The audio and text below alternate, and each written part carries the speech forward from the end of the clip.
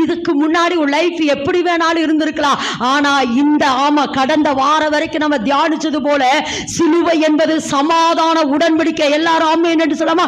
சமாதான உடன்படிக்கை யாரா இருக்குன்னா, எனக்கும் தேவனுக்கும் மத்தியஸ்தராய் இயேசு கிறிஸ்து இருந்து எனக்கும் தேவனுக்கு சமாதான உடன்படிக்கை பண்ணினபடினாலே தேவ கோபம் என்னை விட்டு விலகினது, சாத்தானினுடைய கிரியைகள் என்னை விட்டு விலகினபடினாலே இனி நான் பெருகுவேன். எல்லாரும் ஆமென் என்று சொல்லாமா?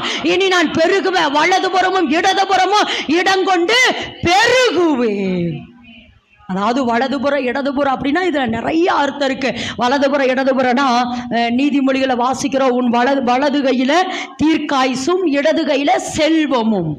நீதிமொழிகள் 3:10 நினைக்கிறேன். ஆமா, வலதுபுற ஆசீர்வாதம் என்னன்னா, உனக்கு தீர்க்காயுசை கர்த்தர் தருவாரு. ஒருவேளை மரண பயத்துக்குள்ள நீங்க இருந்தீங்கன்னா கர்த்தர் சொல்றார், இல்ல மகளே உனக்கு தீர்க்காயுசை தருவேன்.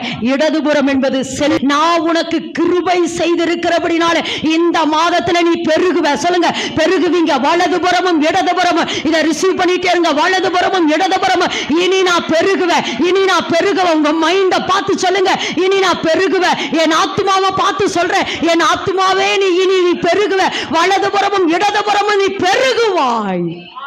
ஆமென் என்று சொல்லலாமா? வலதுபுறமும் இடதுபுறமும் நீங்க என்ன ஆவீங்க?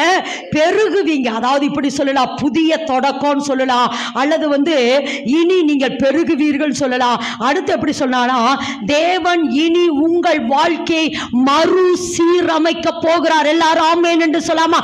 மறுசீரமைப்பு என்றால் ரினியூ பண்ண போகிறார். உங்க லைஃபை என்ன செய்ய போறாரா? ரினியூ பண்ண போகிறார். ஏன்னா இது சோர்ந்து போய் துக்கத்தோட வேதனையோட இருக்கிற இந்த அதிகாரத்தில் தான் கர்த்தர் சொல்றாரு. ஏன் தெரியுமா? எனக்கு ரொம்ப பிடிச்சது 54:10 பாருங்க.